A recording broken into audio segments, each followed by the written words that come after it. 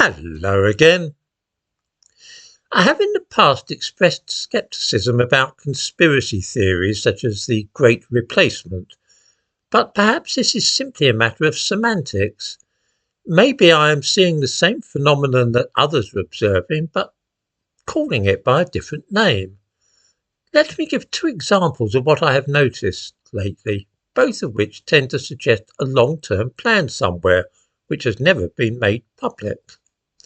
Sarah Harper, Professor of Gerontology at Oxford University, that's a study of old people and ageing, has addressed the House of Lords Economic Committee, and she said that because of the ageing population of the United Kingdom, we're not seeing enough babies being born to maintain the current level of the population. Her answer is simple. We should start importing more foreigners so that they can have the babies which we need in this country. I give a link to this in the description to this video. If that is not a plan to replace British people in their own country with foreigners, then I really don't know what it is.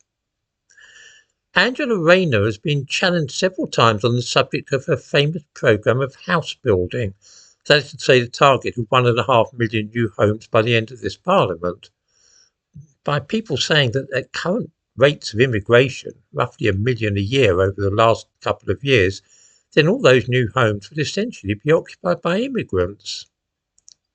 As if that were not enough, there are now claims that we do not have enough bricklayers, plumbers and electricians anyway to build all those homes. Of course, the solution, well, you probably guessed that already, is to invite a load more immigrants here on specialist visas to build the homes. Of course, quite a few people coming here on working visas in that way apply for asylum after their work permits expire. We could easily be in a situation where we invite foreigners to come here and build houses, which they then end up living in as asylum seekers. It hardly matters really what we call this kind of madness. Some use the expression great replacement, which has certain connotations about which I am dubious. But if we use a more neutral phrase and call it population replacement, then there is not the slightest doubt that that really is what is happening.